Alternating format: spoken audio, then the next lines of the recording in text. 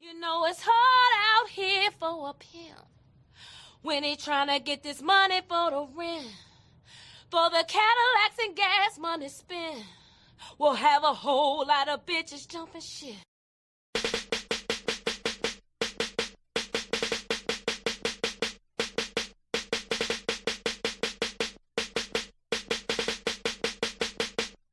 You know it's hard out here for a pimp when he tryna get this money for the rent, for the Cadillacs and gas money spent. Will cause a whole lot of jumping shit. You know it's hard out here for a pimp when he tryna get this money for the rent, for the Cadillacs and gas money spent. Will have a whole lot of jumping shit. What's going on, party people? It's your man, 50 Grand, the Godfather, Nate Milton, and you are about to listen to another excellent episode from the Nefarious Media Network. Since January of 2025, we have been putting it down for the crown, and we've been committed to bringing you truthful, thoughtful, turned-up commentary as it pertains to the worlds of sports, politics, pop culture, pro wrestling, entertainment, and life. Yes, life. This thing that we are all just trying to get through day by day. An electric word called life, as the man used to say. And that brings us to the drive for 500. Yes, 500 YouTube subscribers, which gets us halfway to monetization, and 500 Patreon subscribers. Patreon.com/Nefarious Media Network. That's our stretch goal for the year.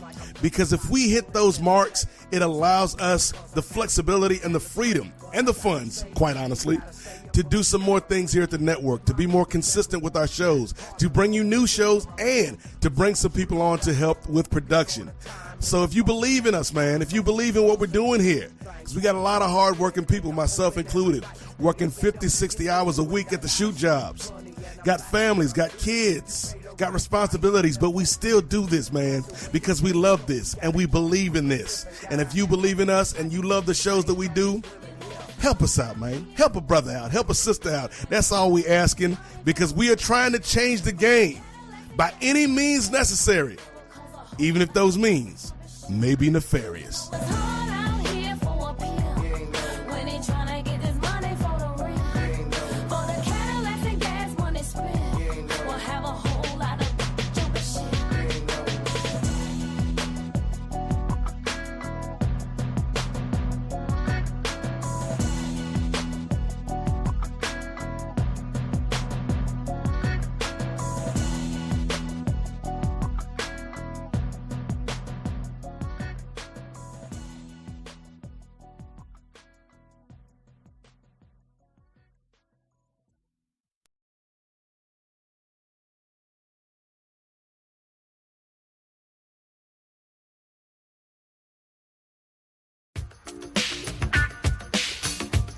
It's time to talk about the fastest growing sports league in the world today.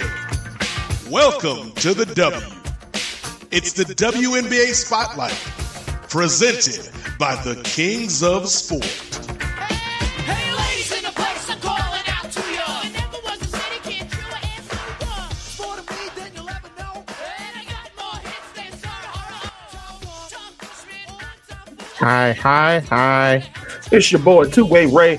Welcome back to Game 2 of the WNBA Finals of 2025.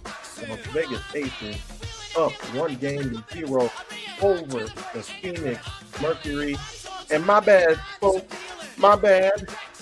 I thought the game started at 3:30. It must have started at 3 because they're already deep into the first quarter. And we're already looking at a tie ball game again. These ladies out here, they're starting off this series neck and neck, man. And I'm loving every minute of it, even though I missed like 6 minutes of it. But I appreciate you guys joining me. And it looks like we got ourselves a guest. I'm afraid to let this brother on because he put me on the spot. He causing dissension. See, I'm just going. I'm gonna pull the MAGA card, and instead of taking accountability, I'm gonna blame somebody else. He causing division out here between myself and another host on this network. But I'm gonna let him up anyway. You guys know him. You love him. It is upper mid card. Jay Lacey, brother Jay, what's going on? My man Ray, you playing like John Cena. Oh, there you go. We can see you. I know.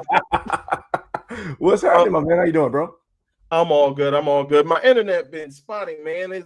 I've been like flickering and like buffering during the last watch party. So I was trying to take it easy, but it looks like it's doing well. All right. But how about you, brother? Right now, the only thing I gotta say is, bro, you said it. I ain't put words in your mouth, man. I'm like, oh, wait a minute. That's my tag partner you talking about, man. I can't let that fly. I understand. All love, bro. I didn't even realize it because I was on full screen. And so you were laughing, right? I didn't see nobody. And then when I keep playing it back because I made the short. So I keep playing it back. And then when I could hear once I finished saying it, I could just hear Gerard like, oh, and I was like, oh. That's his whole gimmick, man. That's Gerard's whole gimmick, man. I'm like, oh, Ray he didn't even see himself getting into that. Okay, this is gonna be funny. Gerard is the exception. Everybody else, Gerard is the exception. That's fully trustworthy. That's my guy. All right, but have you been keeping up with these finals? Did you at least catch game one? I saw highlights of it, man. I am surprised that the Aces are where they are, especially the way they started the season.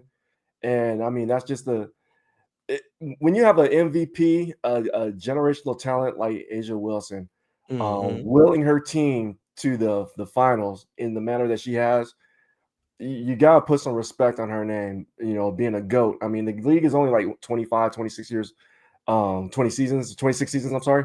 But you got to put her name on the Mount Rushmore of WNBA talent, to come out and, do the thing, So, yeah, I'm really surprised. I think the Mercury are a good team as well, too, getting hot when they should be getting hot. This is, championship basketball that we're watching right now. So, but again, I mean, the Aces are going to do what the Aces are going to do as long as Wilson stays healthy, knock on wood. And hopefully I didn't jinx her. Yeah. Hopefully she does stay healthy. Unlike another game or another series that Phoenix played in which the star player went down. But I'm sure we'll get into that because I don't think I've gotten your thoughts on that particular instance as well. But I want to stay on the Aces right now. You mentioned Asia catching fire, 4-time MVP, 2-time defensive player of the year. I don't mess with the codes. I think she should have been the all-out player of the year this year, and she's not even 30 yet. But I think last game it proved how deep the actual team is as well, because it wasn't just Asia trying to put everything on her back, but Dana Evans was making clutch shots. Chelsea Gray was making clutch shots even when she was getting tossed all around the floor and getting hurt, but she would still come back and make clutch shots. Jewel Lloyd was making clutch shots. So I think that Asia has that support system around her to make sure that they can end up getting a championship out of this. So but on the other hand, with Phoenix, it just seems like, and just want to talk about Chelsea Gray. She's holding her lip. It looks like somebody bopped her in the mouth. Dana Evans all up in the one upon her face. She's like 6 inches shorter. I like the fire. I like the fire that Evans brings. Making big shots as well. But yeah, I think on the turnaround on the other end with Phoenix, I think Alyssa Thomas has been doing a lot for that squad. Yeah. As like a supporting character or somebody that can help her out take the load off, I think Kalia Copper has been the only one right now. She already has 11 points in the first quarter, so Oh she's wow. always trusty for a bucket, but she's not consistent throughout the game. Like she started out hot in the last game as well, but she's not that consistent. I think if she was consistent, that would provide that consistent inside outside presence that that team needs, and it's hard for them to defend that because we already see with AT with Alyssa Thomas, like she could take it through the paint at will. Like even on Asia, like she could take it in the paint as well. So what are your thoughts on this Phoenix squad? And do you see like I see? Do you see it's pretty much two women who are pretty much putting the squad on their back, or do you see other supporting characters that can You right on. You know, I think that you're going to get the whole Alyssa Thomas, Asia Wilson matchup. So they're going to cancel each other out. So it's going to depend on the supporting cast of the role players to step in and fill that role of putting minimizing turnovers, because we're seeing a lot of turnovers right now, especially right here in the first quarter. It looks like you got Wilson on the line right now, but they just creating turnovers and staying active. So those two players in talking about Wilson and Thomas, they're going to get their points. They're going to get their just due. It's the other ones that need to step up, like Catherine Westbeld. She needs to fill more of a play more of a role. Kalia Cooper is going to be doing their thing. Also Sabali as well too. I've been really impressed with her throughout the whole year too.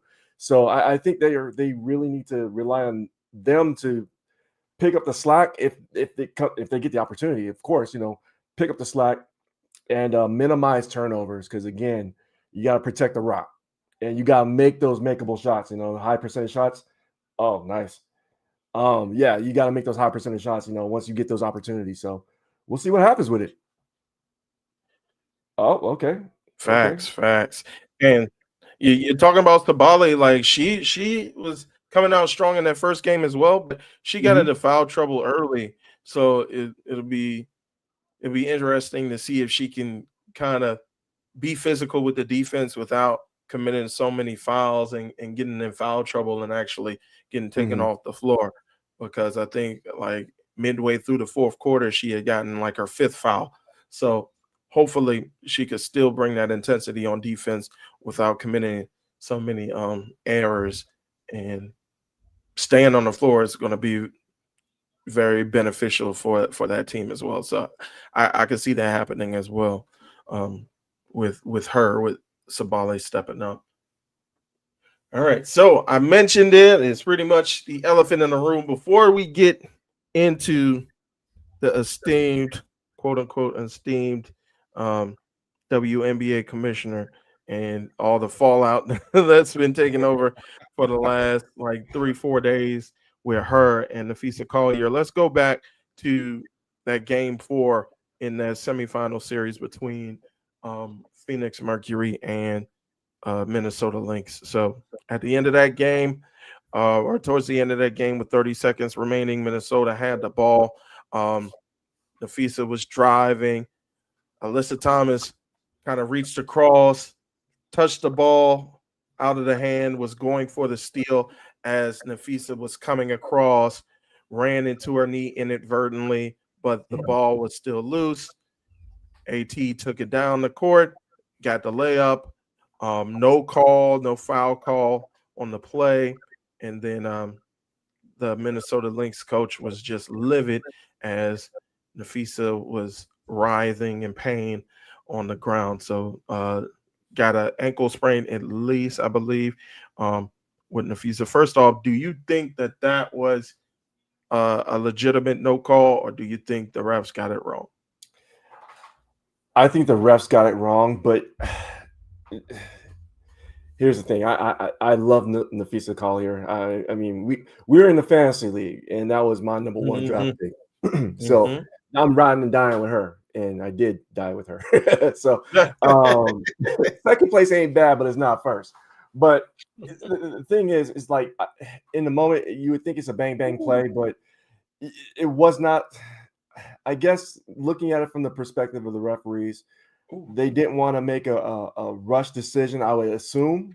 But I mean, throughout the whole the whole season, there's been egregious calls or missed calls or no calls at all for that matter. So it's pretty consistent to their brand of officiating basketball in this league, which it has to change. You have to protect the players. Nafisa's not the first person to get hurt. With these types of officiating, there's other players that have gotten hurt and done worse. So one in mind is a Caitlin Clark. I mean, she gets abused sometimes, and then like when you have other players that have some of the contact that they get those missed calls as well too, and it's bad. You have to be consistent all across the board, whether it's a ticky-tack foul or not. Just be consistent. This one right here was pretty egregious. I mean, just running into Nafisa was not cool, and the reaction of a coach. I would love to play for a coach like that, or work for a boss like that has your back 1,000%. So going to the fine that the coach got, I disagree with that. I mean, having it to be, my understanding was like the highest fine in the league history. Not called for. Not called for. The reaction was worth that type of reaction. So again, it was all bad, which led up to what Nafisa said, in her exit statement to the series. So I mean, it's all warranted. So that's my take on it. Well, I kind of, and Nate felt the same way when we were talking during the game one watch along.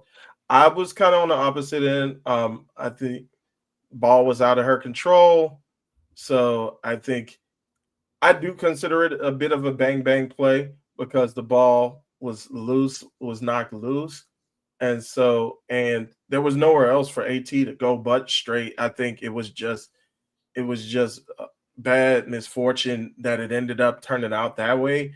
And as I told Nate, no pun intended, but I think it was just a bad break with her. Yeah, I was like, I think it was just misfortune right there, then and there. But I could understand how the coach feels, especially with your star player being out. Right, and you have to. As a league, you have to protect your superstars, right? Yeah. I mean, the NBA's done this for quite some time, even with Michael Jordan, number one.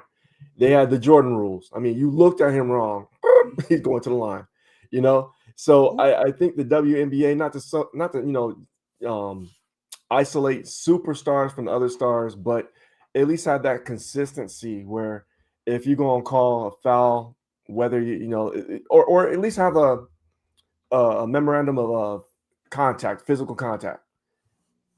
That's not too much to ask for, and be consistent across what's a foul or what's not a foul. So, right, yep, I get that.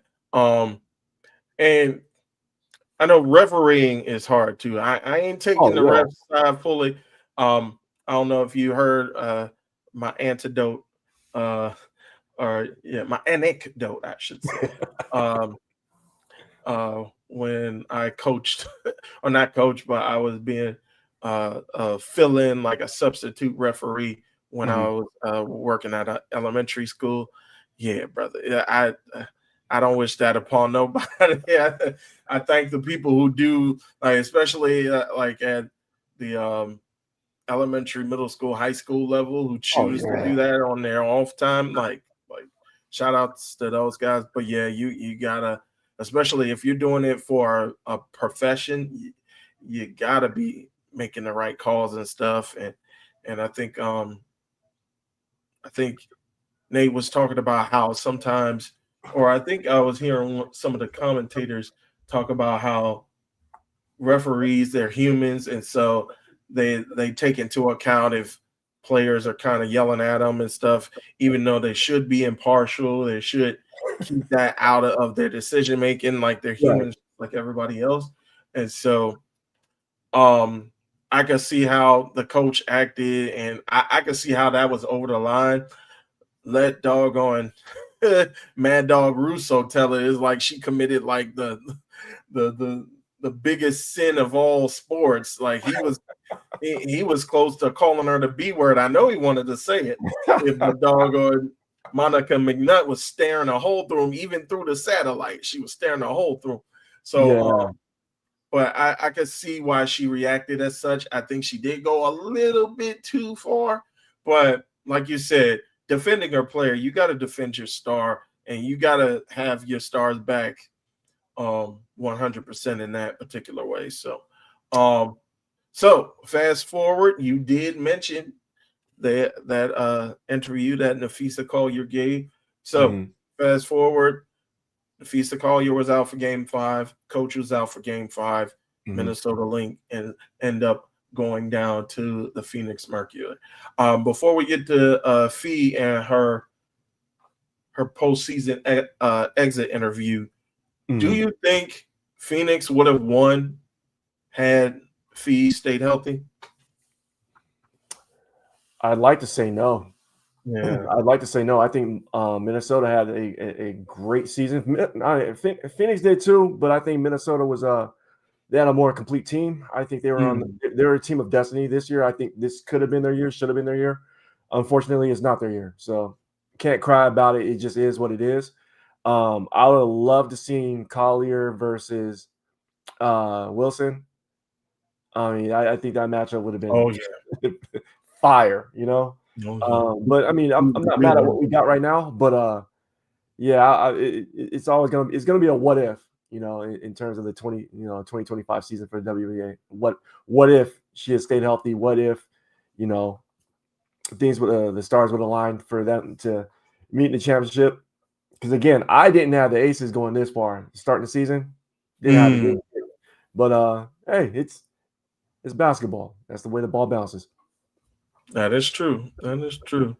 So let's go ahead into that exit interview that Nafisa Collier conducted with the press. She did state at the top of the interview that it's not about wins and losses, but she did give her her honest opinion about the officiating, and she also called out Kathy Engelbert by name as far as needing better representation at the top of the league. So, first of all, do you think, especially with her giving, again, we'll say alleged statements by Engelbert to protect ourselves, but sharing private conversations directly to the media, do you think that was a way that Fee should have went? Yes and no. I think the no part, you kind of got to show some kind of restraint, because you got to have some other ammo in your quiver just in case, you know, it decides to get Bubba Sparks ugly. If I do think she had, and I commend her for using that platform that she had to bring attention to this, because again, she's the player president of the league, so that was her opportunity to voice her frustration with the lack of consistency, the lack of representation, lack of leadership, and the change that needs to be dealt, at least from her point of view, and from the players that she represents point of view. So yes, the platform that she used, hats off to her. That was, you know, outstanding, tremendous. I probably wouldn't have gone that far. But I mean, like Kendrick Lamar, somebody got to do it. You know, so exactly. you know, so if not her, then who? And I think it's more credible coming from her. So maybe I'm just like, maybe I'm back, you know, stepping on everything I'm saying right now in terms of going as far as she did. Maybe she had to go that far. Maybe she felt that she was not being heard. Maybe she felt that, and I believe that she was not being heard, and she had to take it as far as she did, because we're still talking about it. We're still talking about it. Nothing has been resolved. There's no scheduled meeting, at least to my knowledge, that's been had. So, you know, she had to take it as far as she had to take it. And the other thing about it too, they've got the Unrivaled League, so bringing light to that. So she's hitting it from a couple different angles, which, you know, as a business person, that's brilliant. bring light to something that's not injustice in your opinion was happening, and also shine a light in another league. So hey, if you don't like what's going on, or you like what you watching WNBA, check out Unrivaled. It's 3-on-3. It's different than what we got. The players own this league, and we're gonna show you exactly how we play basketball, how we get down, and split the earnings in that league. Yes. I kind of feel two ways about it. I think that, like you, I think the bringing up the personal conversations might be a little bit too much, but on the other end, like you said, frustration builds up, and we all know Fee does most of her talking on the court. She's not one to go out and have like a bunch of interviews with. She's not as outspoken as, say, an Angel Reese, but when she does speak, it matters. And I think you mentioned you mentioned Kendrick Lamar. I'm going to mention another. I'm going to mention a line from a disgraced R&B sensation, but when a woman's fed up, like there ain't nothing you can do about it, Kathy. Like, it's just like she was just fed up. Like Fee was just fed up. And now, from what I hear, you mentioned about the meetings after Kathy in her press conference, it was reported that Fee canceled a possible meeting that they were going to have. So I think that the bridges have been burned. First off, what did you think about Kathy Englebert's responses in the aftermath of Fee's interview? Super corporate. I mean, in a way, it's corporate. In a way, it's gaslighting, and I think that's what it is. Like, I'm sorry you feel that way. No, I really think that's corporate speak. That's lawyers talking on the back end. And if you understand corporate speak, that's gaslighting 101. I am sorry you feel that way. I hope we can come to a mutual conclusion. That would be beneficial for all parties. No, you don't. No, you don't. In between the line is like, this is where we're at. I ain't stepping down. I get paid too much. So that's what that is. So again, I think that Nafisa bringing light to the Unrivaled League was twofold. One, to shine a light that, hey, there's other basketball that's, there's another league for people to watch. And to be honest with you, I really wasn't invested into the WNBA. Like, this is my first season really watching it from its entirety. I watched the finals last year, but I really wasn't like familiar with all the names and anything like that until I started, linking up with you guys. And Unrivaled, I watched that, from start to finish. I was like, yo, these ladies can play. This is crazy.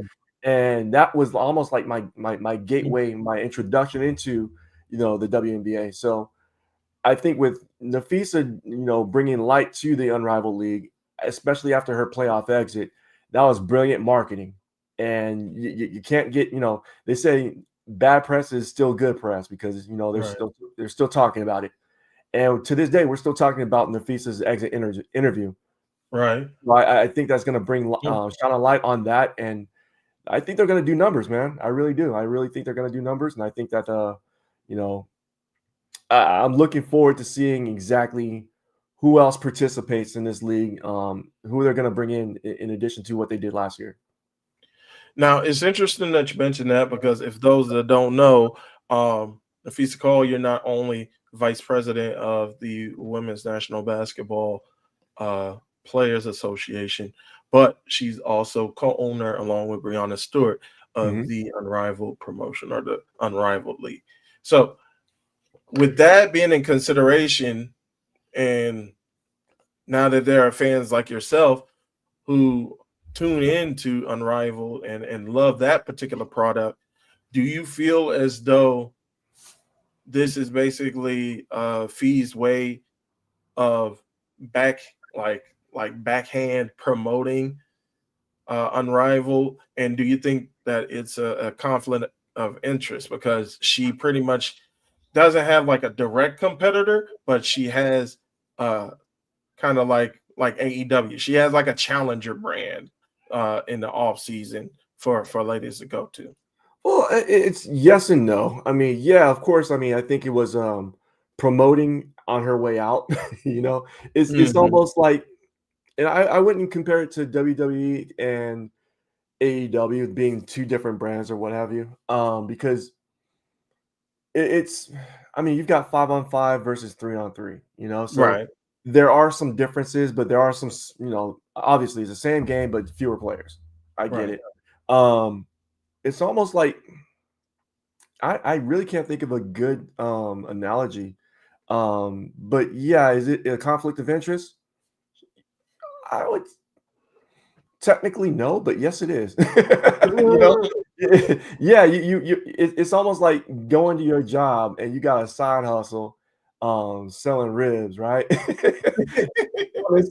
You selling lunch plates to your coworkers, right? Right. You're getting paid while getting paid. So I Mhm. see it that way. That's how I look at it. Right, right. I can see that, and I was kind of thinking like in my situation, like since I'm a teacher, it's like me also having like a daycare or something, or having like outside of it where I can still be interacting with the parents of the students that I work with, like Right. outside of the capacity of my school district. So I could kind of see something like that, but yeah, like you said, it's hard to find a direct comparison between the two because they're Mhm. not directly challenging each other during the season. And like you said, it's 5-on-5 full court versus 3-on-3 half court. But I think just it still has, like you can still invite the same player pool. And then with Unrivaled, like you can invite you can invite girls and other players from college as well.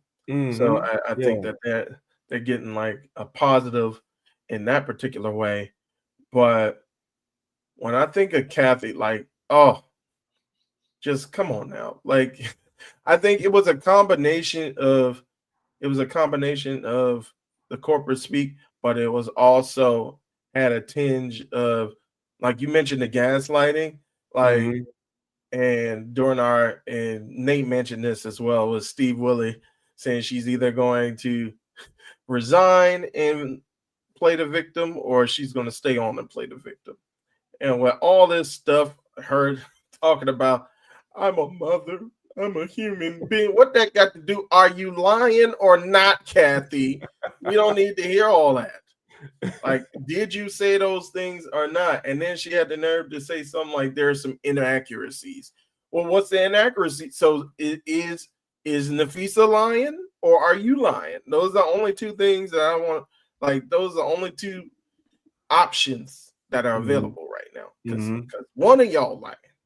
So so yeah, I just, yeah, I don't think she's long for I don't think she's long for that position, especially with this being a contract year.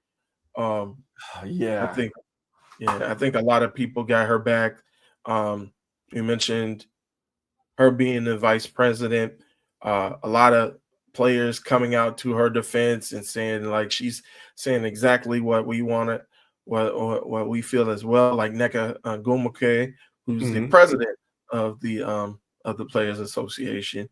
Mhm. Um, Okay. so once you have like the brass of the union behind you, like, yeah, it's pretty much nothing more. I don't think there's any way for Kathy to salvage this, especially like I mentioned, it's reported that Nafisa refused to meet with her again. So I I think the line has been drawn. So we'll see how it plays out. We see if Kathy resigns after the finals, or if by some sort of miracle she's able to stay on and make something happen with these players. But I doubt it. Uh do you see a work stoppage? Well, they're going to be in the off season, but do you see a strike coming down the pike?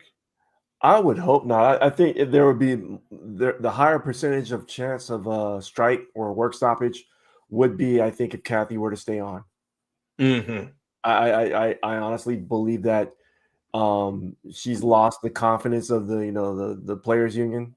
Yeah. I think that the revenue share needs to be increased. I mean, the viewership has been increased by leaps and bounds. I couldn't even tell you what the numbers that they're doing, but I know that you got people like myself.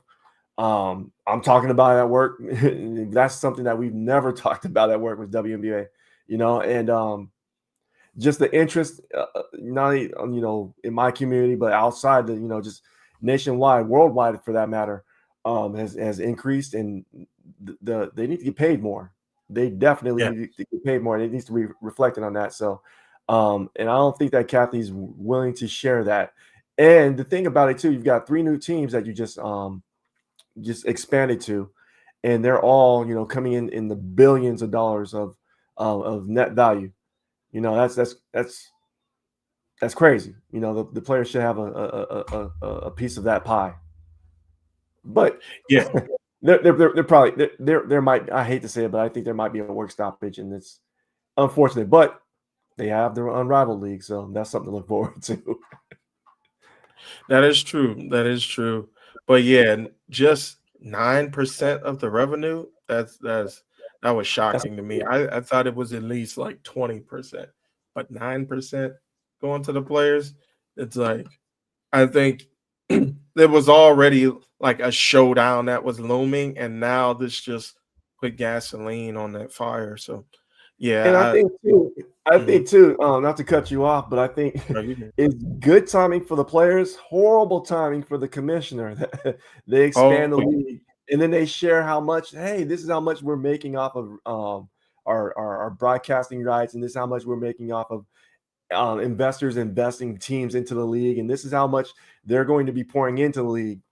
And they're still, showing that these players are not getting paid their true value at this point. So yeah, horrible business acumen on her part. So it might be accurate, and Nafisa might be right. She may be the worst commissioner in sports. yeah. And that was crazy. Just again, allegedly, um, the when she mentioned how Kathy, and I think it was very, very intentional with Nafisa mentioning Caitlin Clark. Like, how are you gonna say, oh, she should be lucky that she's making $16 million off the court because of the name value that she gets from being in the WNBA? Caitlyn would have made that regardless. Like she would have found a way to make that like she was making money in the NIL when she was back then. It come on, man. It's like the I think players she was bring the value to the WNBA. It's not like the team named like the WNBA, and I heard Bomani talking about this as well. The WNBA does not have any like brand name value with their particular teams. Like the brand value comes from the players. right. So yeah, for her to allegedly say that was just asinine to me. And allegedly, wasn't isn't Caitlin Clark getting paid just as much as she was getting paid in college? If not just Mhm. a hair more on the Fever. I mean, it's crazy. It's Right. crazy. She's getting like from the WNBA, she's getting like $68,000 a year, which is That's crazy. great. Yeah, that's And same thing insane. with Paige Beckers. That's insane. So, but then again, I believe in Unrivaled, the base salary is like $200,000, which is I don't know how they're able to pull that off. I think it might be with the sponsors that they have. Um, I don't And you know, can tell man. that Like you can tell what you by say. just watching it. I mean, the TV deal that they got, um the the level of entertainment that they got, the LED boards, man, they put a lot of creativity into their product, and it just makes it more exciting basketball, and the freedom of expression. I mean, you could tell those ladies are having fun playing in a competitive league. And it's like, okay, I ain't never seen this from the WNBA. And I tuned in and I was watching it. I was like, yo, this is some compelling, competition sports that I'm watching right now. So, um, I don't know. Maybe they could take a little bit of that and put it into the W. I don't know. I'm not trying to give the commissioner any ideas to improve the product, but she could actually use some help in sprucing up that league, because again, the players are more of the product versus the actual team name. Yes, I agree. It's like there's nobody clamoring to put like Indiana Fever brand on State Farm commercials or on Ally commercials. It's like it's all about the players, I think. So Right. Even the mascots. yeah, right. Even the mascots are more, it's like, oh, okay, that's from the Liberty right there. There's something to be said about that. And I think there's opportunities that are being missed left and right. But I think, to, Brianna Stewart's credit and Nafisa Collins' credit, they've got something. They've got something very special. And I hope they hold on to it and are able to continue to grow it and capitalize off of what they've got there, because it's exciting basketball. I believe so as well. I think we've come to like everything is crescendoing at the right time. Like Mhm. the league is gaining record amounts of attention and record amounts of viewership at the same time as these tremendous basketball players and personalities are coming up. And it's like a lot of parity within the league. Like we mentioned, Asia Wilson, pretty much a cornerstone for her team, and she's Mhm. not even 30 yet. And then you got, Right. like we mentioned, Caitlin Clark, Paige Beckers, Angel Reese, Nafisa Collier, all of these stars across the league that are doing well for their teams. And we got burgeoning stars as well with my Mystics, my Mystics. You know, we need you back, Elena. Please come back, Elena. He's like, come back. She, she's got me on the banned call list. But The thirst is but real. I think things are climaxing just at the right time, but it'll be very, very important. I think I heard some people describing this as not only like um, the biggest contract deal in women's basketball, but the biggest negotiation period of women's basketball history, but the biggest negotiation period in all of women's sports. Do you kind of see it that way? 100%. 100%. The next thing that could be rivaled with that would probably be the women's professional soccer league here. Oh yeah. But I don't think they're getting paid, much more than what WNBA players are getting paid right now. But I think this offseason for the WNBA will be very pivotal and very paramount going forward for how the health of the league and the health of women's professional sports going forward. So this is a very critical moment for them. And I think the players understand that, look, we need to get our piece of the pie, because corporately speaking, the owners are going to get what they're going to get. I mean, like I think let me look up and see how much the last WNBA team went up, is valued at, or the buy-in was. Oh yeah. Oh yeah. I think I kind of saw that something like that too. With Like with the Valkyries right now, they said is worth 500 million. That's half yes, a bill. You know what I mean? So that's and crazy, I think the buy-in was like 50 million or around that. So it's already 10 times yeah. So its value within one season. So they're So looking at the top five values of the team. The Golden State Valkyries, 500 million. New York Liberty, 420 million. Indiana Fever, 335 million. Las Vegas Aces, 290 million. And the Seattle Storm, Rounding out the top 5 is $285 million. Mm. Insane. It's Insane. And they're only It- getting it- paid, you said 9%? Right. 9% of that, that's crazy. And Yeah. it's got the highest, like Valkyries have the highest valuation after 1 year. Yeah. Like, Yeah. And like you said, the Aces got half of that, and they've been like 2-time champions with the best player in the league. Mm-hmm. It's crazy. But yeah, we're at the half right now. Aces have a 9-point lead. Myself and Nate predicted that this is going about 6 games. It's going to be close, pretty much all 6 games, but we think that the Aces are going to take it out over 6. What say you? Did you have a prediction before the series, and has it kind of stayed true to that so far? Yeah, I had Aces in 5. But I do have a serious Mm. question for you with it being like at halftime right now. Do you think that this is an insurmountable lead? Or Oh, here we go. I knew you were going, or is this league, pretty much I the think Mercury might be able to come back from this one. I think it's plenty of time to where the lead can be surmounted. Okay. Like talk to me once it gets like the beginning of the 4th quarter, then I can tell you. If it's Right on, man. But yeah, we were having looking at the stats. It looks like Wilson has 20 points already. She's working on a double-double, bro. She's staying in and out, man. She will always having these double-doubles, bro. And seems like Alyssa, she isn't as efficient as she was in game 1. I think she was kind of like perfect from the field up until like the second half, but now it's like she's 4 for 7. Sabali, you mentioned, who needs to step up. She has 4 points, 1 of 8 from the field.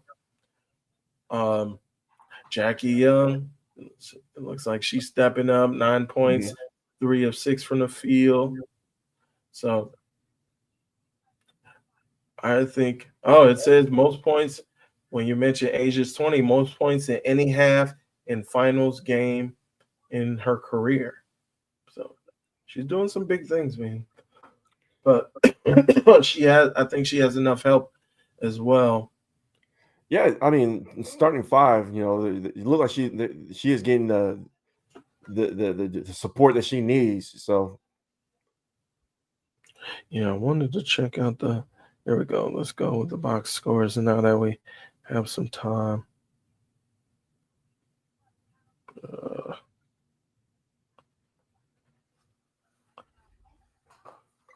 All right, so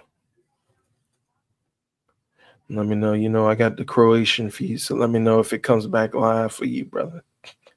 It's funny. We was chatting. I saw like you had the score posted online here, and I'm like, wait a minute, I'm way behind. So I must have started.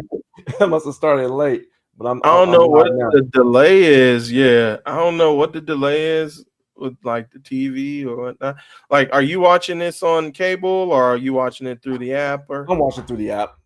Okay. Yeah, typically I'm finding out now. It's like if you like start for the app, it starts at the beginning rather than jumping in mid first. Well, I was trying to jump in mid first quarter, like live. And I was way behind. So, but I'm all caught up now. Gotcha. Yeah, same thing with me. So that means you paying the 32? Yeah. Reluctantly. Yeah. I think I was telling Nate, like I thought I got away with not paying the 30 to watch WrestlePalooza, and then I was like, oh, I ain't got no cable. I can't watch it on like ABC or anything. I'm gonna have to get the app now. I was like, yeah. All right, so let's see. Asia got her 20. Nalissa Smith has yet to get on the board. Jackie Young has 9. Chelsea Gray has 9. Jewel Lloyd has 6. Dana Evans doesn't have any points yet. Gustafsson has 2. So yeah, I think Asia's making it happen, but she does have a bit more support. Melissa Thomas has 8. Sabali has 4. Natasha Mack has 2. Okay, Akoa Makami. Okay, she has 6. Kalia Copper has a 15. So Copper's the lead scorer for her squad. Although I think she Mhm. kind of faded a little bit because I think she had 11. I think she had 11 in the first quarter. So I mean, she Oh only wow. scored 4 in the second. Um, That's what I'm saying. It's like the consistency with Copper is like you never know with her. She can get on a hot streak, but then she can also freeze. Like as far as like she takes the shots, but it's all a matter of if they go in or not. DeWanna Bonner with 2, but yeah, it's like Thomas and Copper need some help. Need some help. So we'll see what happens in this second half.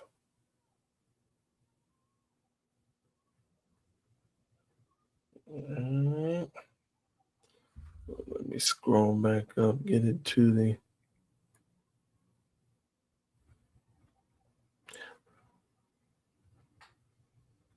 Still halftime. Oh, and shout out to Vanessa Shark. I don't know if she's at the game. Matter of fact, let's check the. Want to check the check our group chat, the WNBA Yeah, I group. saw she was at the game the first game 1. Oh, she was having fun. She said Juvenile did the halftime show. Dope. That was pretty cool. So you like the WNBA, huh?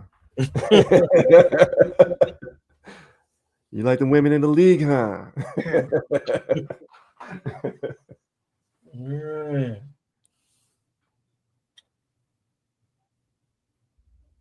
So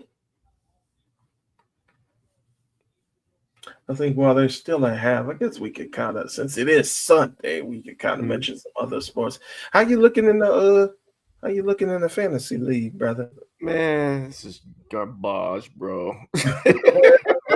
Man, this is horrible. Like I knew I was getting I should have known I was being set up from jump because for those that don't know, we did the fantasy draft, and unbeknownst to me, I go in and I'm the number 1 pick.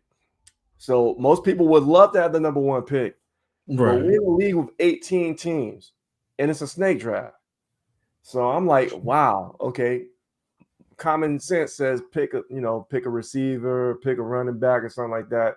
I'm like, yo, I need to pick somebody up that's gonna be hot and give me some points because I'm not picking for another 36 picks. It sucks. Mm. So my team is all injured or on a bye week this week.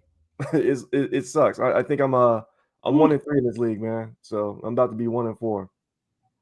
Oh, Yeah. It's yeah, I had to rename my team too, bro. It was because this is truly I named my team the practice squad because I should name it the bye week, your other bye week, because you faded me, oh, you win. You're gonna get a win. right, Gary, I'm struggling for this, man. So this guaranteed.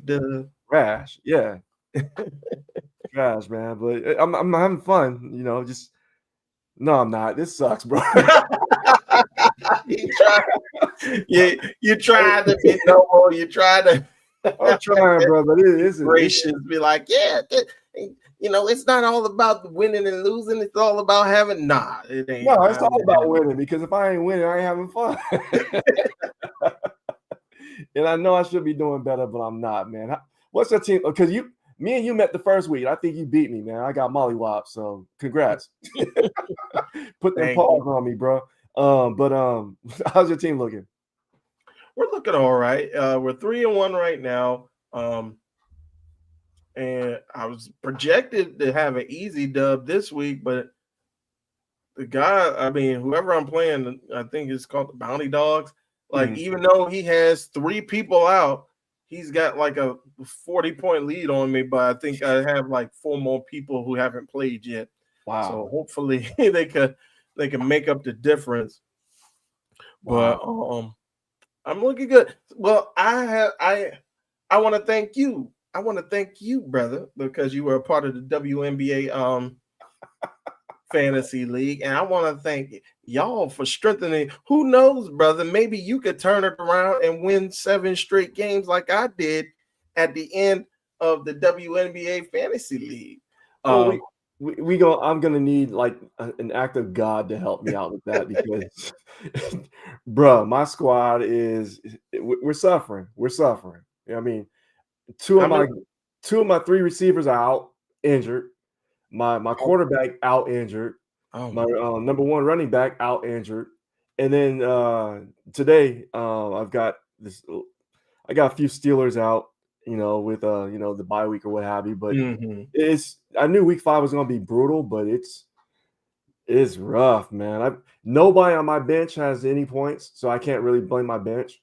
And then I got like backup players, just trying to fill in roles. And True. When you have a deep league like this, you're scraping the bottom of the barrel trying to get something, and still end up with nothing, and it's comical. That's true.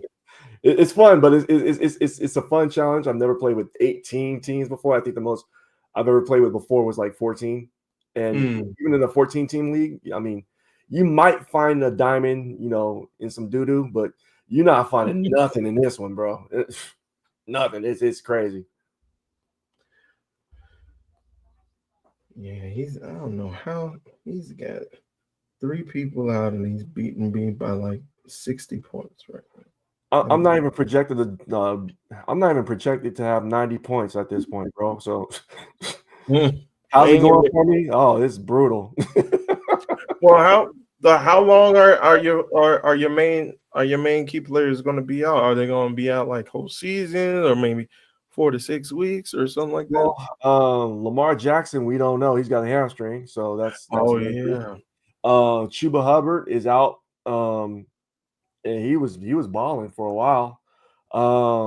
Mike Evans is always hurt. I should never have drafted him, but that was the best receiver at the time, coming back around to the snake draft.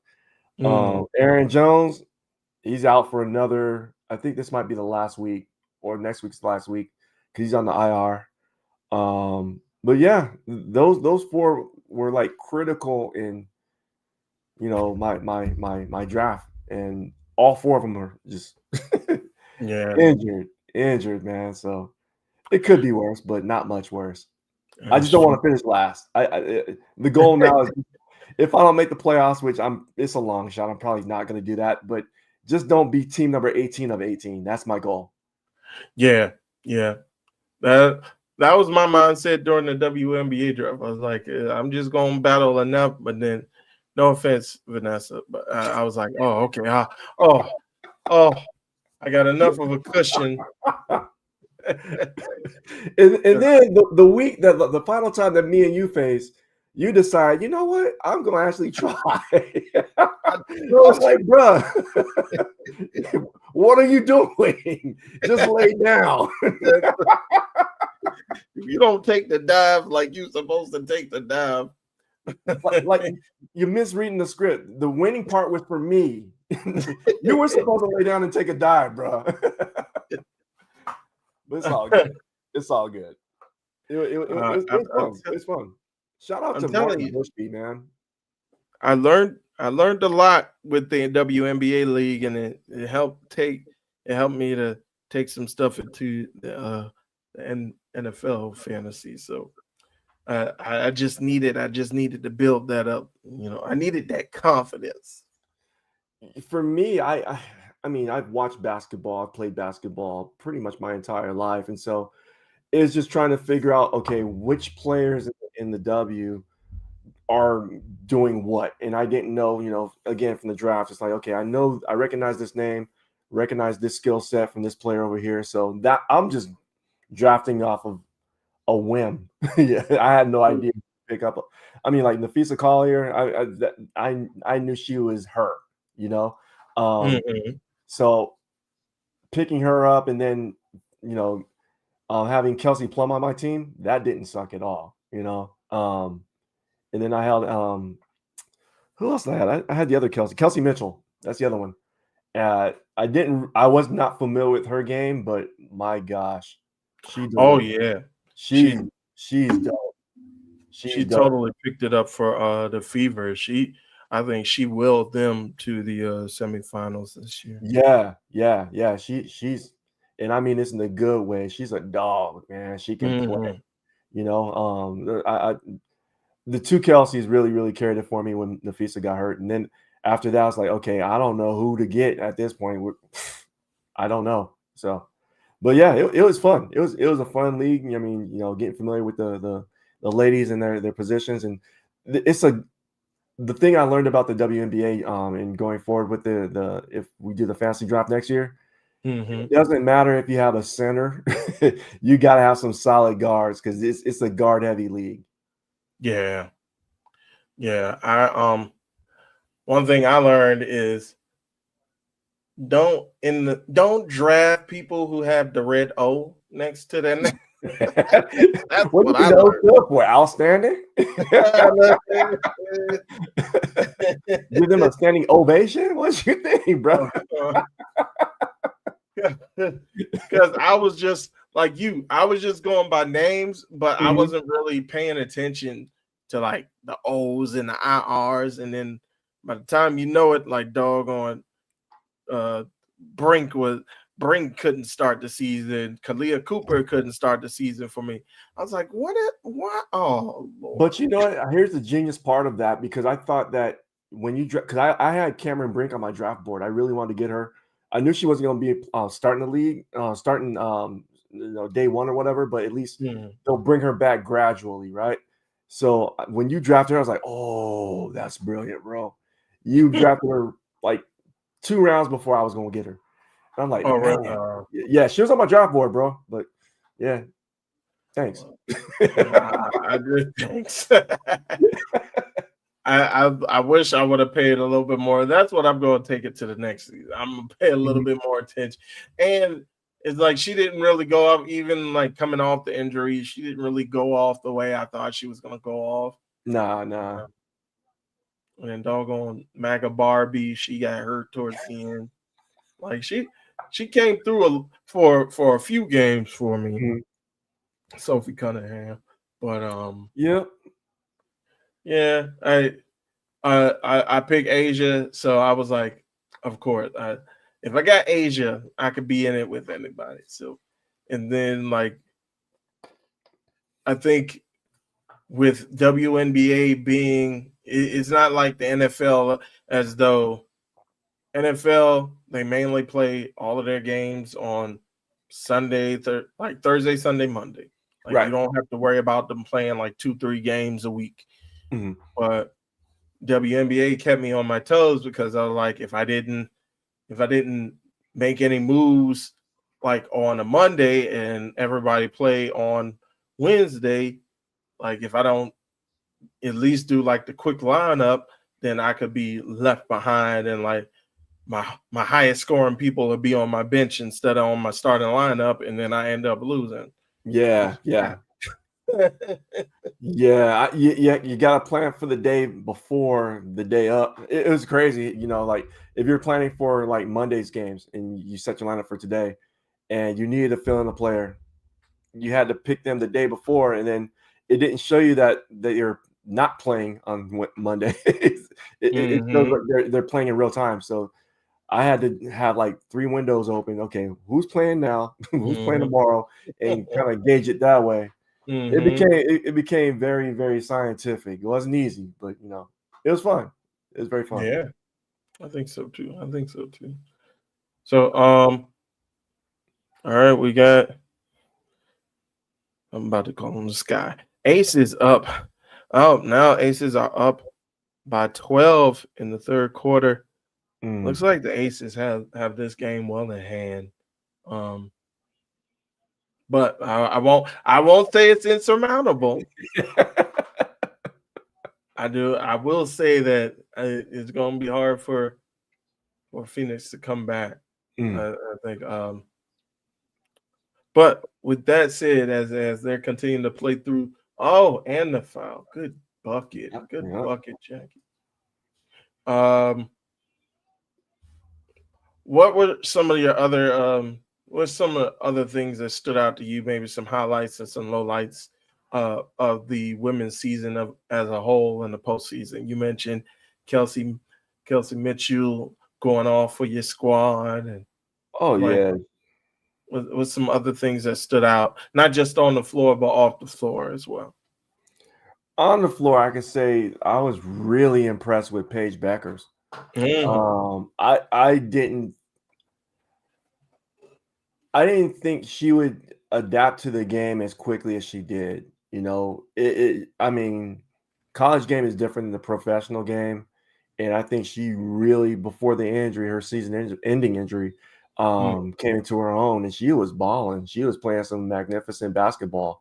I think that's one of the things for me, hands down. Again, the Aces, they started out pretty. It was sad to see Asia struggling, and then I don't know what happened, but she just willed that team into, coming together and then basically bringing them to where they are today. As a full unit.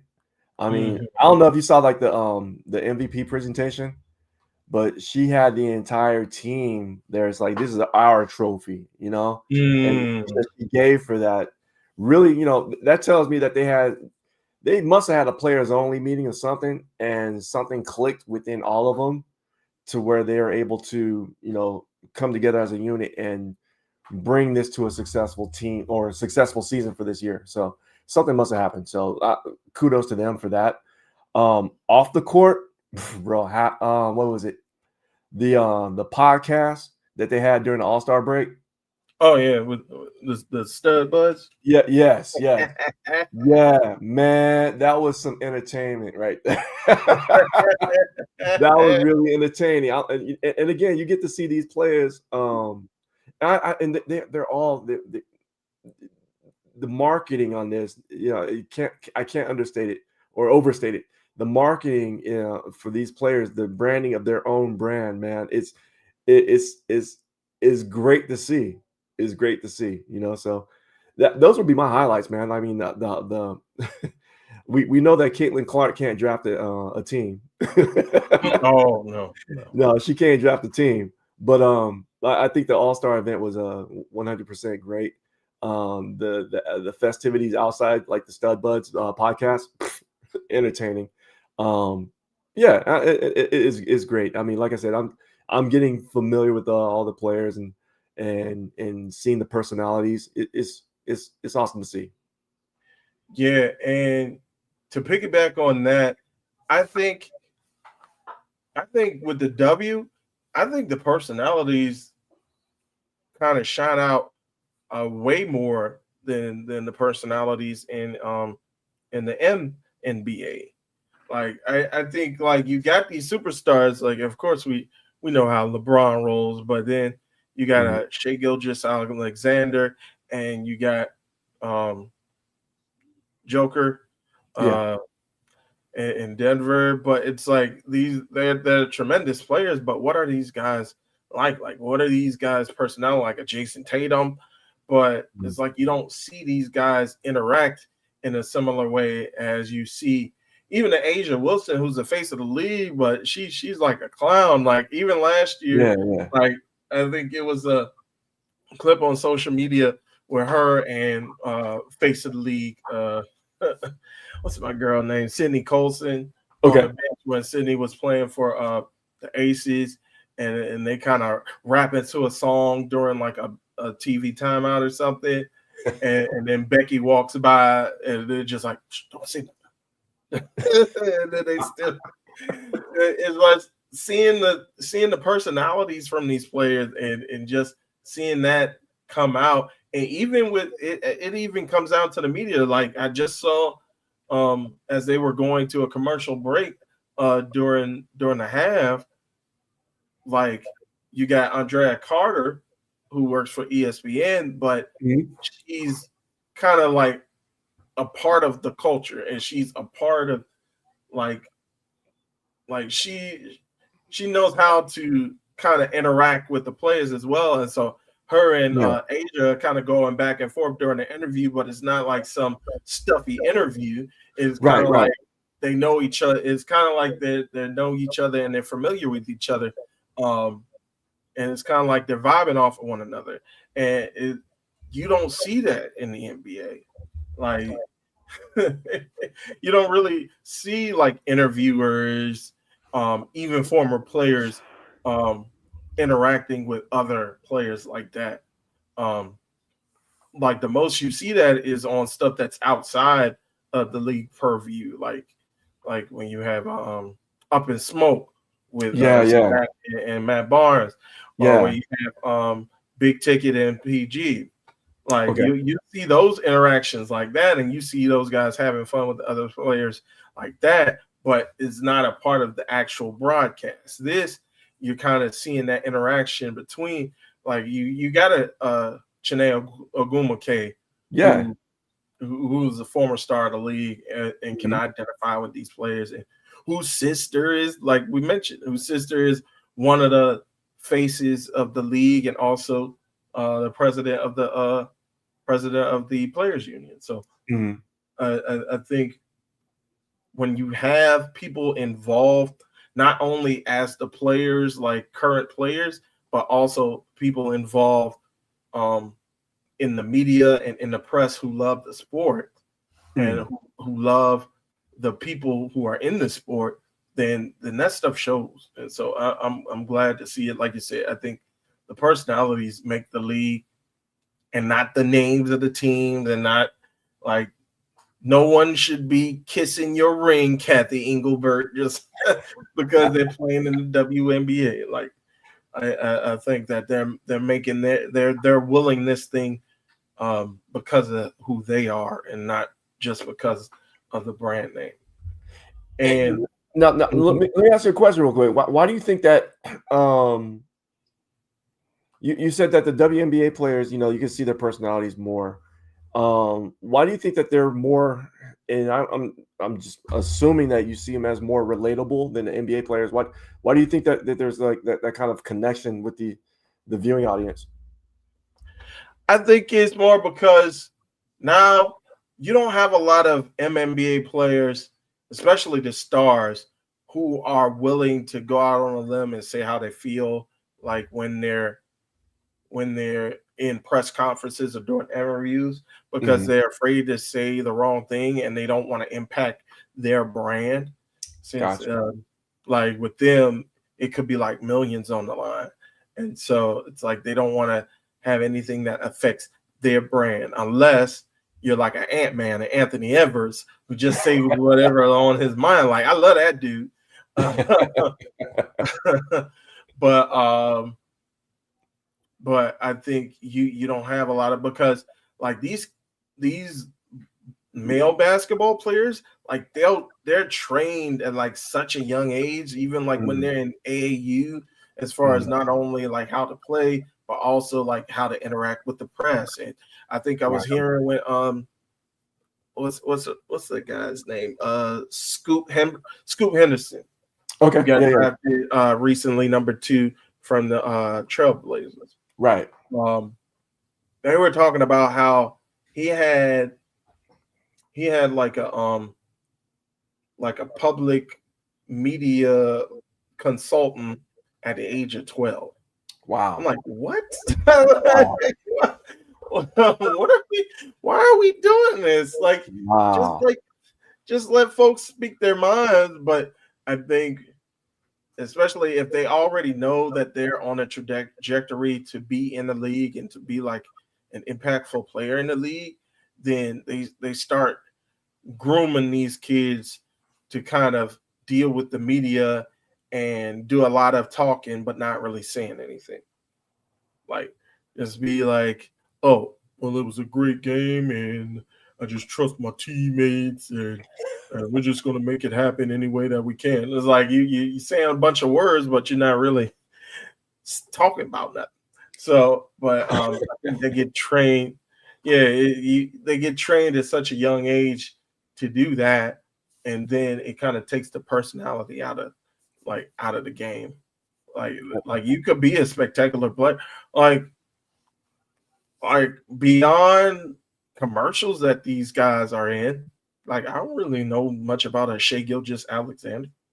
Like I know he's the MVP. Yeah. I know he likes fashion and all that good stuff, but I don't really know what's, and I think people are afraid to speak their mind for better or worse. I think when you get in a situation like a Kyrie, who's been in plenty of situations where he stuck his foot in his mouth, but he's willing to come out here and stand on what he said. But you see a lot of people who aren't willing to stand on that, and they're afraid of like the repercussions that could come from that.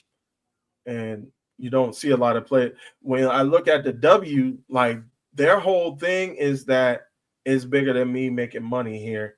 It's about making a difference. And you saw that when the Lynx had the I Can't Breathe t-shirts, and when the stuff was going on, they were the impetus in pushing social justice within sports before anybody else was during like that 2020, that George Floyd period. Like they were the ones that were leading the charge, putting Black Lives Matter on the floor, and then the Atlanta Dream Team coming together and getting Kelly Loeffler out as the as their owner at the time, getting her up out the paint because her values and her beliefs didn't align with most of the teams. And so I think that the players are more, I think the players in the W are more keen on speaking up and speaking out and knowing that it'll make a difference no matter what the repercussions are, versus the MNBA where the players are just like, I'm trying to keep this bag. I'm trying to play hard. Gotcha. And I'm just not trying to say anything that'll ruffle any feathers and stop people from buying my tennis shoes. So I think that's the biggest difference. All right, end of the third, 15-point lead for the Aces. Yeah, I think this is insurmountable. I'm calling it. I'm gonna still watch it. We need to get you a graphic. Insurmountable.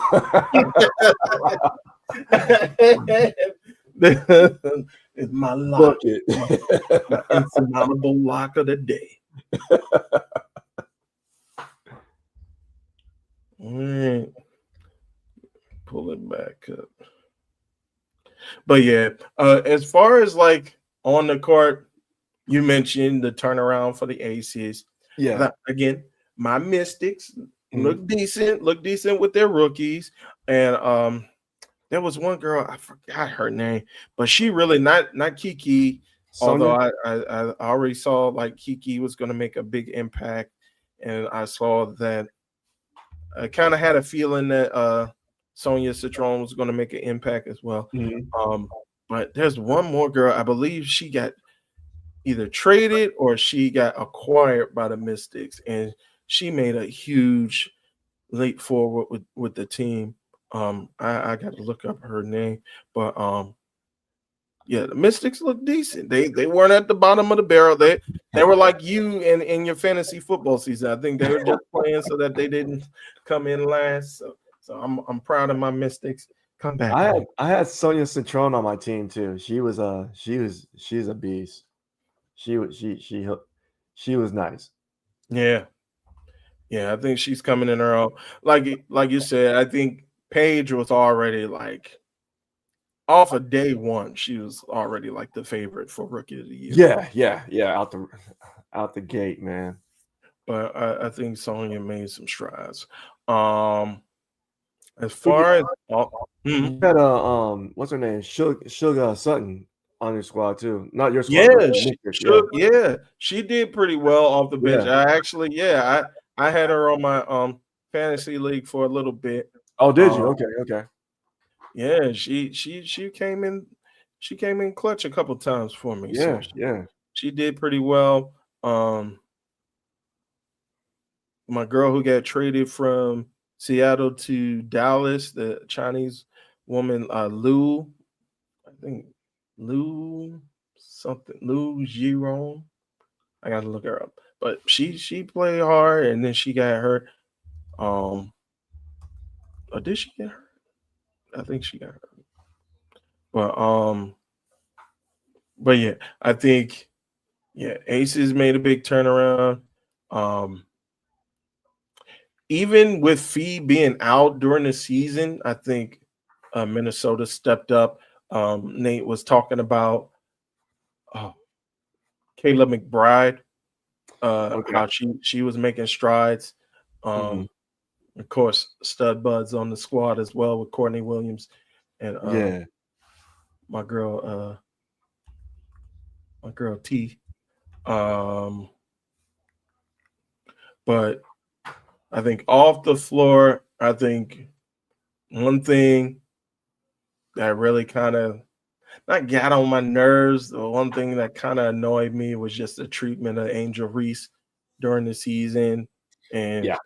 like her getting suspended for a half game by saying, "Hey, I need some help," and if I don't get no help, like how is that or not controversial, but how is that detrimental, like behavior or conduct detrimental to the team? Like it's detrimental to the front office because y'all not doing nothing. It's hurt feelings. Exactly. It's hurt feelings. I mean, I understand her frustration. She came from a winning um, pedigree with LSU, so she's not used to losing many games, if any game at all, really. So, so her pedigree is just winning. She's a winner. And then when you come Mhm. into the league and you don't have the support and the help that you're expected, or you're not, getting the results that you're used to or accustomed to, then yeah, you're gonna have these different feelings about, hey, look, I need some help. I'm holding my end of the bargain. I'm getting my me bounds. What's everybody else doing? So Mhm. she's not wrong, but then again, I think it has to do with age as well too. When you're Yeah. young, you don't really know how to read a room or read a situation maturely. And not saying that she's immature or anything like that. It's just there's a right way to handle the business. And once she finds her voice and able to articulate that, hey, look, I need help. I care about being here in Chicago. I want to be here long term. Help me help you. You know, Mhm. get me some help so we can go to at least go to the playoffs. So Mhm. that's all she's saying. It's just how she said it. That's all. Yeah.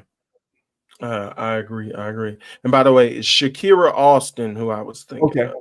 Okay. She Okay. she stepped up huge. Was like she had 12 points per game, 6 rebounds per game. She stepped up huge for us this year. So I think the future's pretty bright for her as well. It was just her third season, so I think the future's pretty bright for her. Um, and I know Steve Willie and they going to give me some crap, but JC Sheldon, she looked pretty good. She looked pretty good. Um, Well, the other thing that kind of got me was this year, that was a surprise, is that the Liberty let their head coach go. yes, that was Yeah. another big bomb that they dropped. Yes. Yeah, that's okay. So she wins the championship last year or last Mm-hmm. season, and they don't advance out of going to the semifinals this year. And I thought it was kind of odd where they asked no, it wasn't Brianna Stewart. No, I think it was. They asked one of the players from the Liberty during their press conference, what if the coach doesn't come back, Sandy doesn't come back, and she was saying, I'm coming back. Sabrina Ionescu was like, I'm coming back too, and then I think it's the next day or the day after, they fire their coach. Bizarre, really bizarre, really, curious behavior. Yes, yes, I thought so too, Yeah, it was and Brianna Stewart. It was Brianna Stewart. Yeah. it was, yeah. I thought that it's crazy because again, me and Nate were talking about it, and I'll bring up Nate in just a bit. But me and Nate were kind of talking about it, and he mentioned Chicago getting rid of Teaspoon, of Teresa Witherspoon a couple years ago, or last year, I believe. I think these teams are so, I don't know what they're expecting. As far as like trying to maintain a championship window, like what are you expecting? Like what were you expecting of that coach from the Liberty to do in that particular situation? I know they started off the year pretty hot, like top two throughout most of the season, but it's like, okay, you missed the playoffs, or like you missed the playoffs 1 year. Like you said, it's only a year removed from you winning the championship with this team. And like you all, like even the season before, you were in the finals, like you were in back-to-back finals. Like why it had to have been something going on. Ooh, but yeah. It had to have been something going on, like within the inner makings of the team that they were just like, we have to get her out. But that was weird. But Nate did mention that if she ends up with one of those expansion teams, like man, they're gonna be flying. Just like surprised with the Golden State Valkyries and with their coach. Like she just took them to another level, and I think she ended up being voted as coach of the year. Yeah. And so,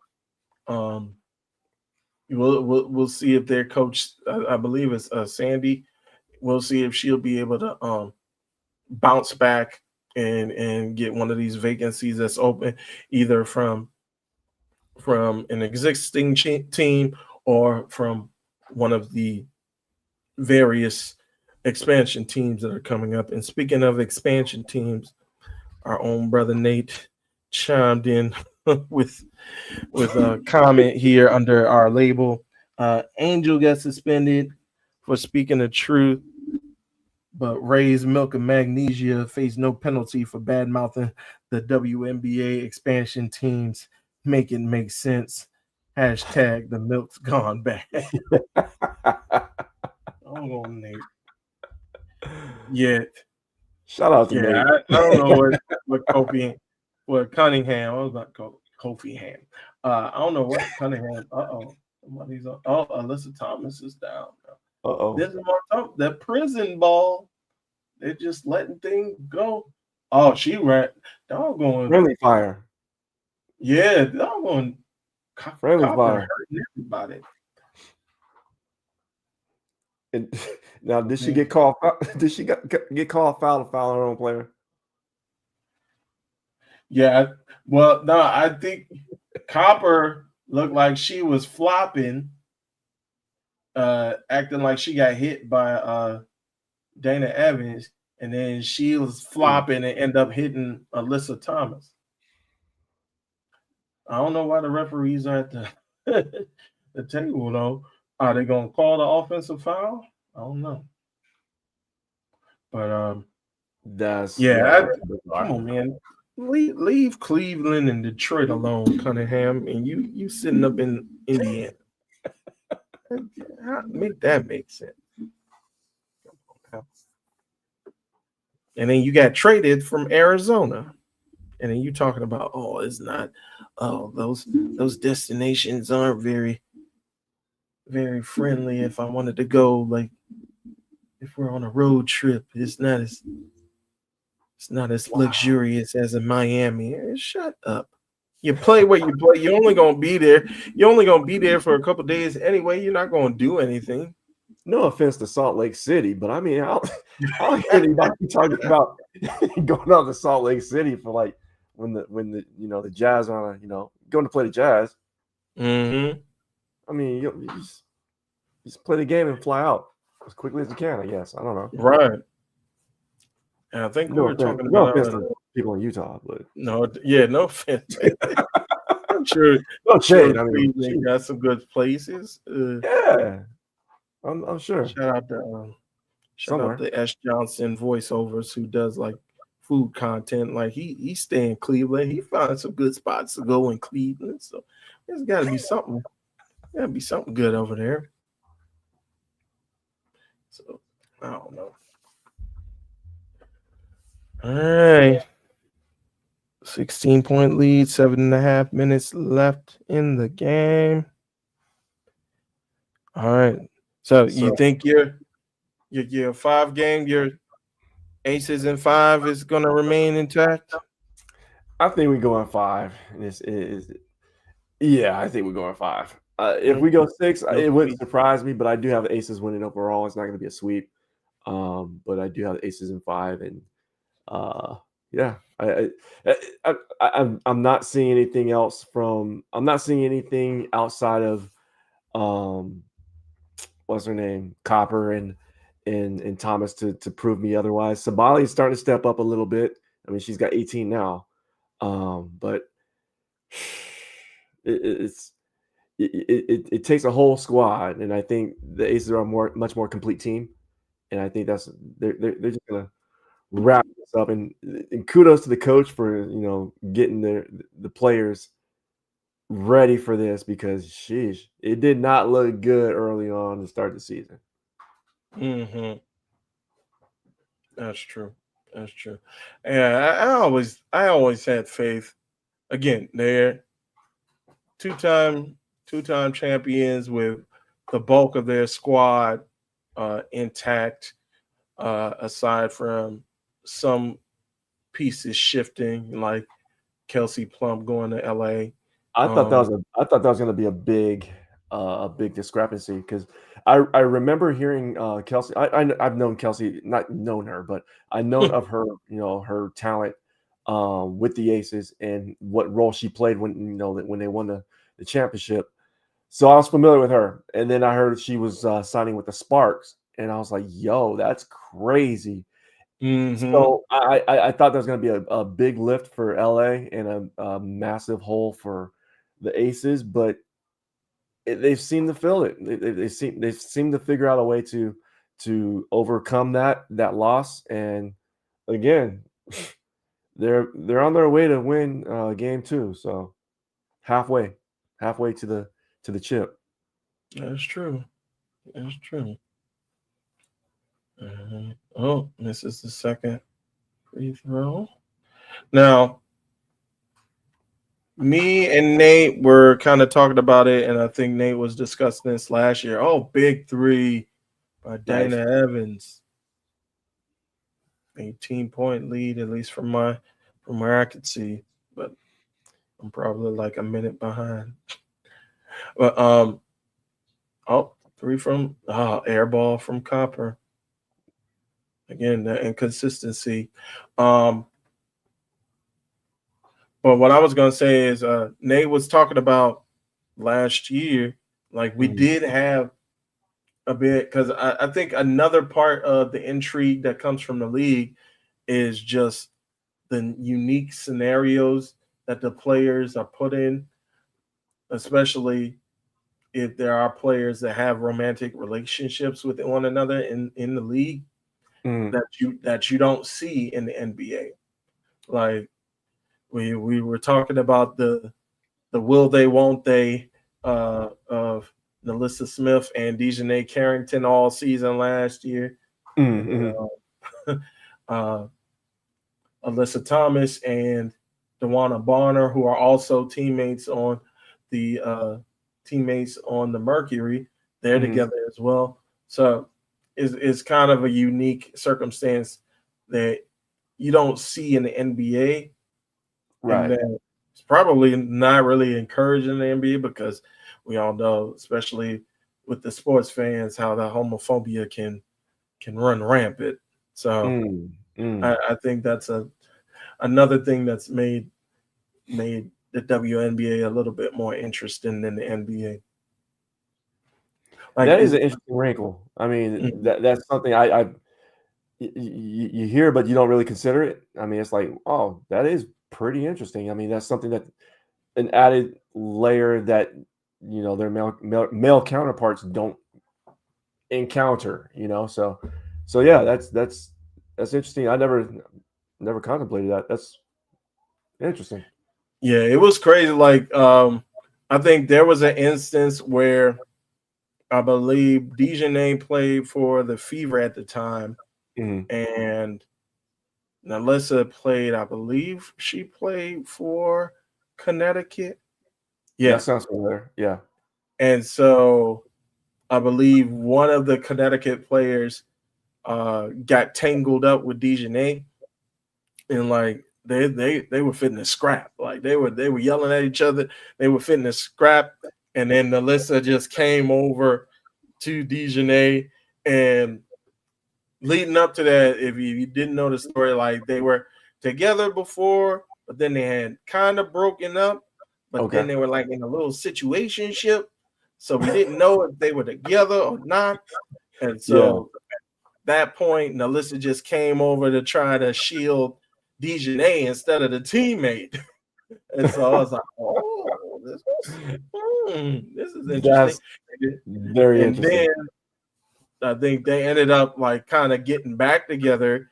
And then that was when Dejanay got traded to Connecticut. So now they're teammates too. And so, or Mm. no, I think they had become teammates because I think they had both got, I don't know if they both got traded to the Atlanta Dream or something like that. But or Dallas. No, they had both ended up in Dallas somehow Okay. together.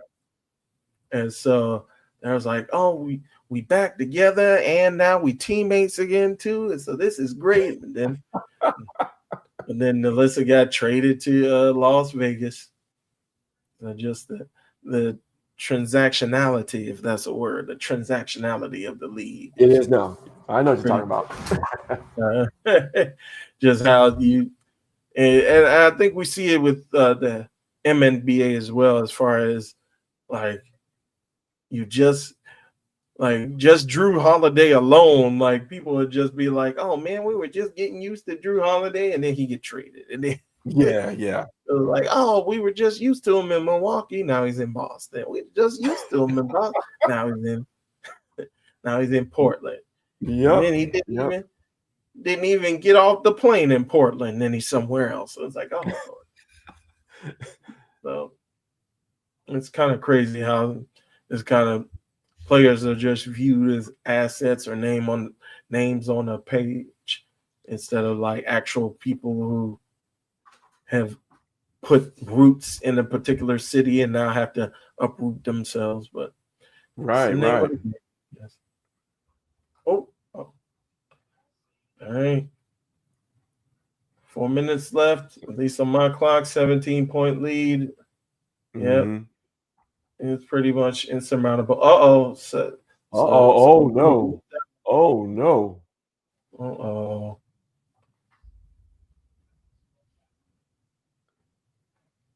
Hey, those And shoes then are fire though. could it be a foul where there was like a infraction with the player stepping in her landing path as she was shooting the three or as she was taking the shot? That sucks. She's up What? though. She took the shot. Asia went in. Asia just stayed, but oh, Oh, she stepped on it.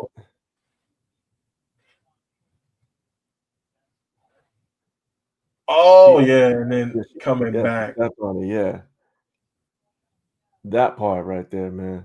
She gave her room to land, And barely. then she didn't even look where she was going. And Oh, then she felt it. As you can see, Asia felt it. It's like, oh, and looked down. yeah. Oh no. Hey, shout out to Somalia. Those shoes are fire, bro. Mm-hmm. Being the holder of the Shula Fala, I lay out the top those. But you know, what, a little inside baseball for the Shula Fala, bro. I can't keep. I collect shoes and stuff like that too, right? But I can't keep buying 13s and putting them around my neck, bro.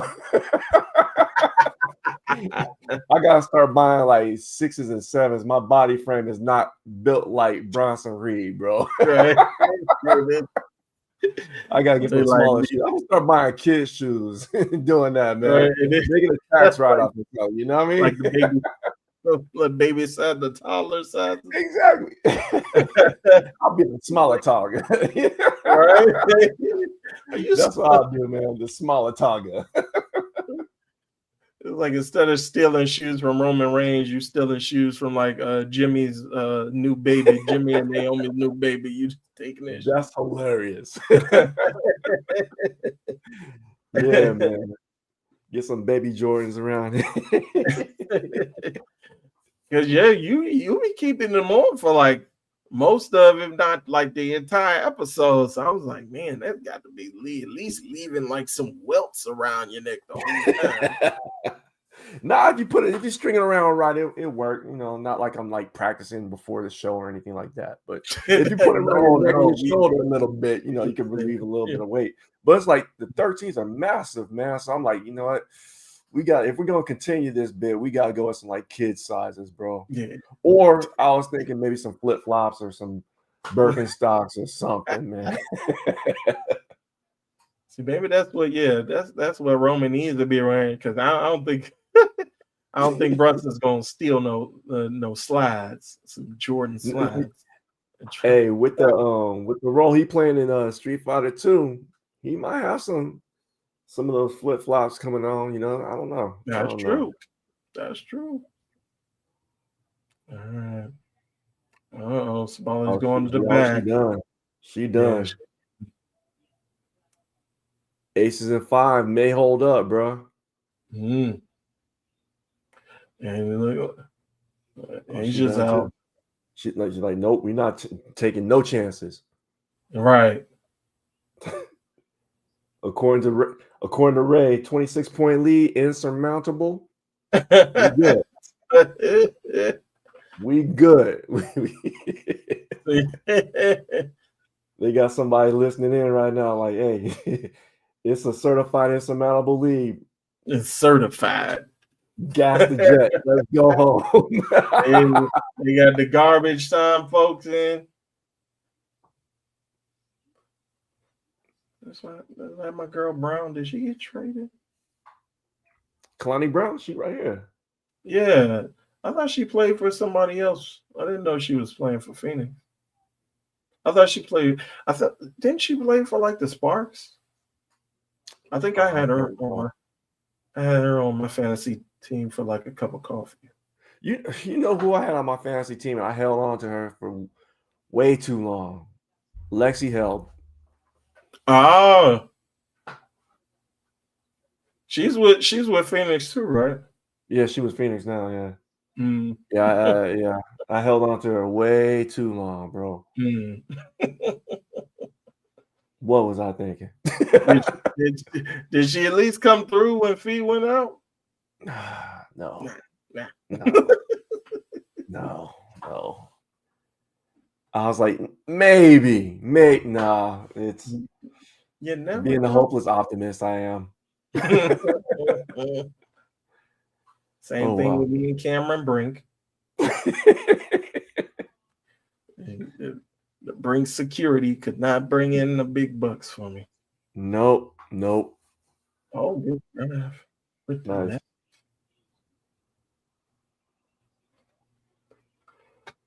Let me see. Let me pull up 3 left. All right. 12-point lead, 2 minutes left.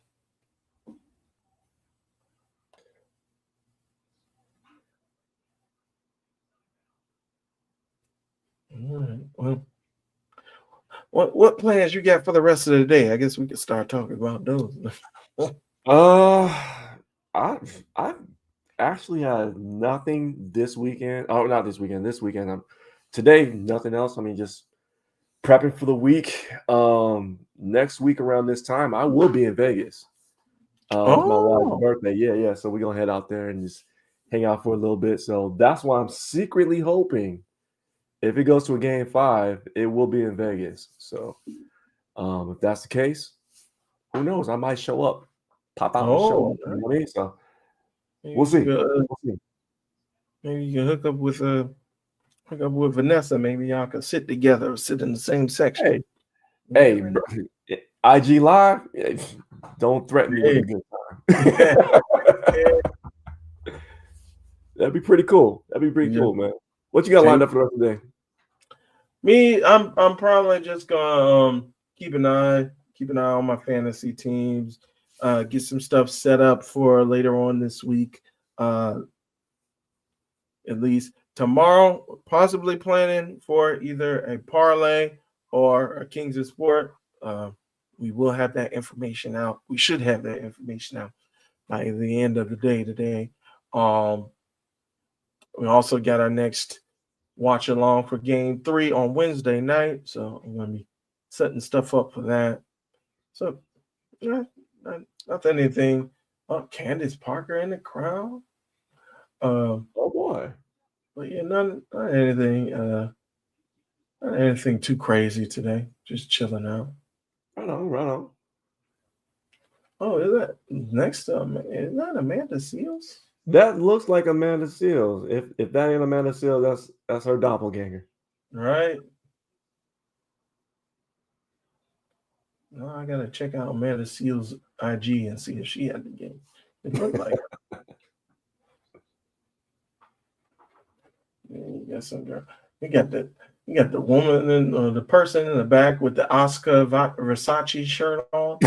I was gonna say the Rock Versace shirt, but okay. Now you see that with I don't know if you noticed that one Monday Night Raw, Oscar had the Versace shirt on. You know, I didn't catch. I gotta pull it up now. It looked like the same shirt. I'm gonna pull it up. But Oscar is doing her best Jeff Hardy impersonation now. She does all of her face paint. Mm-hmm. I'm like, yo, especially like with the snake. I mean, she's getting a little bit more elaborate with her face paint now. Dude, that's so creative. I could barely write my name, not even let alone look in the mirror and do something like that. That's talent. And not only that, like her face paint, the face paint that she had, like even before she wrestles, like of course the wrestling face paint that she has is crazy. But like as she was becoming more and more, as you knew that the turn was more and more evident, that she was going to turn. Like even her backstage, and she's not wrestling. Like I think she had like a caterpillar across her face with like her normal makeup. I'm like, wow, that's unique. Yeah. Super creative, talented. And I can only hope to be that talented that day, someday. Here we go.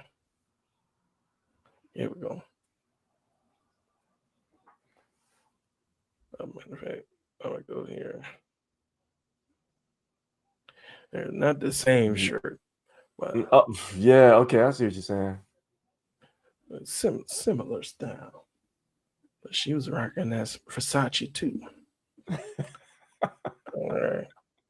See, this is what happens when we get to an insurmountable league, ladies and gentlemen. We just start talking about wrestlers with Versace.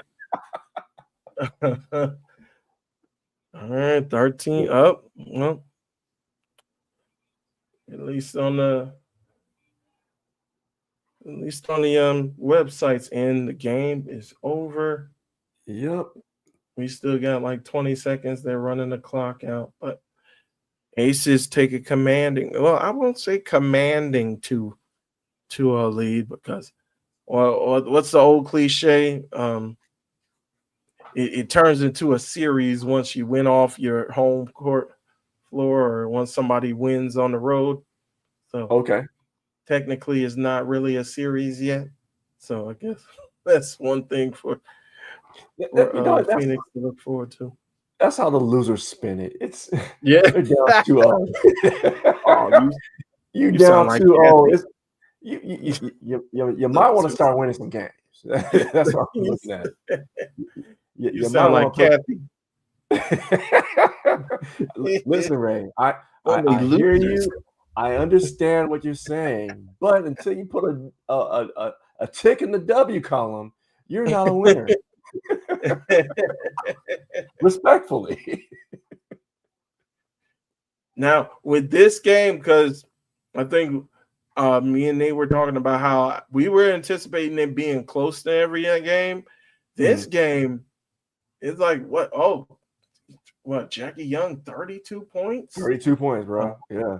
along with Asia's 28. So Asia kind of cooled down since the first half. She had 20 in the first half, but Jackie Young was playing. yeah, Jackie Young stepped up big. So do you think there's a possibility like your aces and five might be that might be conservative. We might be looking at a sweep. Well, it might be, but look at it this way. I mean, the way it looks now, I think the Mercury took 2 losses today if Sabali's out more than 1 game.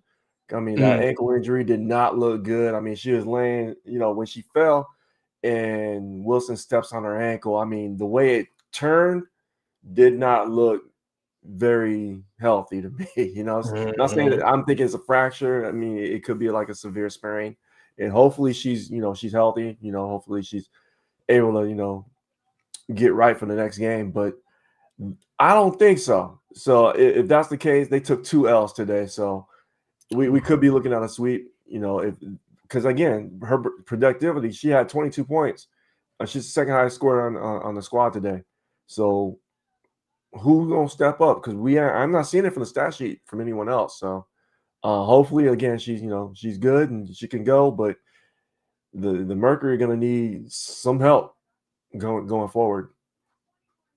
That is true. That is true. So we'll see if Alyssa Thomas can step back up and at least get back up to game one, to her game one dominance, and we'll see if anybody else can step up with the absence. If we can see if Kalia Copper is going to be more consistent throughout the game on game 3. We always know that the bench they get a little bit more confidence when they get that home cooking. So we'll see if anybody stands out for the bench or even someone else on that starting 5 stepping up a little bit more than they have already. Maybe a DeWanna Bonner once they get back home in Phoenix. So yeah, just looking at it, the bench for the Mercury only scored 8 points. They only had 8 bench points. That you're not going to win very many games, and especially you're not going to win against the Aces with only 8 bench points. That's sad. That's sad. Very, very sad. And considering what I think, say, Asia and Jackie Young had 60 points, so that's at least 2/3 of the Phoenix Mercury's entire score. So somebody's got to step up for them. We'll see if they can make it happen on Wednesday. But that means we're done. Thank you very much, Brother Jay. Appreciate you coming through. Anything you want to tell the good people before you head on out? Yeah, keep it locked on the Nefarious Network. We do have a lot of shows coming up to Ray's point, as he said earlier. So like us on Instagram, follow us on YouTube. Follow me on Instagram at Jarek_wins. I'm on there. I get active a little bit. You check me out on the NWA podcast, also on Ring Theory, and perhaps maybe on the Parlay. I don't know, but we got a lot of things over here. So we on the drive to 500. So make sure you hit the like and subscribe button. Follow us on Patreon, $3 to get you in, but you can pay more. We ain't gonna stop you. And that's all I got, man. Appreciate you stopping by, Jay. And to piggyback off of Jay's point, yes, go ahead. $3 gets you in the door. For the price, even less than you could get a 2 for $3 breakfast bundle deal from the Wendy's. For the price of a two for $3 bundle deal from Wendy's, you can be in with us 300 plus hours of audio entertainment, whether it be on sports, basketball, football, pro wrestling, MMA, politics, pop culture, comic books, movies, TV, anything you want to have the desire to listen to, we have it on the Kings of Sport Patreon. We also have higher tiers, and with the higher tiers, we're going to be having different benefits for those. So please go ahead, support us. Patreon.com // Nefarious Media Network. Also, join us on all of our social medias as well, whether it be on Instagram, whether it be on Twitter /X, whether it be on Blue Sky, TikTok, Facebook, even right here on YouTube, because the drive for 500 go along with not only the Patreon, but also the YouTube as well. So if you're not able to spare the $3, please consider joining us with any of our free mediums. But if you can spare, please consider joining us on the paid Patreon.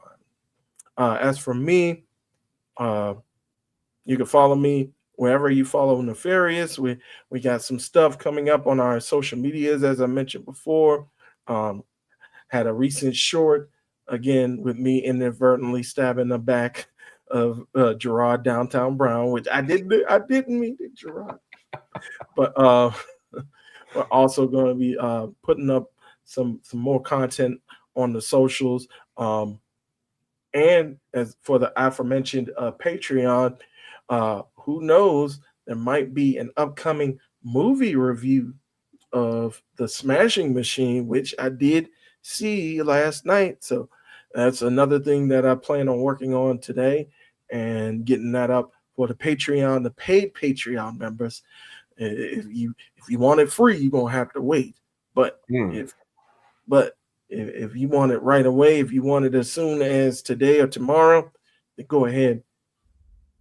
$3 will get you in, and you can have exclusive access, early access to some of our additional programming here on Nefarious Media. So with that, again, I want to thank Brother Jay for helping me out. Shout out to Brother Nate. The man got him again. He had to go in for the shoot job once again. And although I know he's kind of steaming about that, but he's always supporting from the sidelines as well, always helping out. You guys saw him putting some comments in our chat for the YouTube. So shout out to Nate. Shout out to Chris, the professor. Shout out to Downtown Brown. No shout out for him because he's still wearing shit. Nah. Shout out to Downtown Brown. Shout out for everybody who helps us out here at Nefarious Media. And shout out to y'all, the watchers, the listeners, the partakers of this fledgling network. We're hoping to do big things. So continue to stick with us. Continue to stick with us, folks. With that, we're going to go ahead and head on now. Game 2 in the books. Again, the Las Vegas Aces go ahead 2-0 on the Phoenix Mercury, and we'll see how it ends up come Game 3 on Wednesday night. If you want to partake, go ahead, join us for Game 3 on Wednesday night. We'll be right back on Facebook Live, on Instagram Live. But till then, boy Jay Lacey, I'm Two-Way Ray. We'll see y'all on the next time. Peace out. Hey, ladies in the place, I'm calling out to ya. I never was a city kid, you were in for more to me than you'll ever know. And I got more hits than Sarah. Tom Cushman, on-time foolery. Women on TV with the help of Chuck Woolery. What's growing out just like the Grand Canyon. And I'm always out looking for a female companion. Yeah, around the doors when I drag it to the crib. Stop boxing. Put on me. Feeling it, I make a little bit of a spin. I bring it back to the place. And I'm feeling.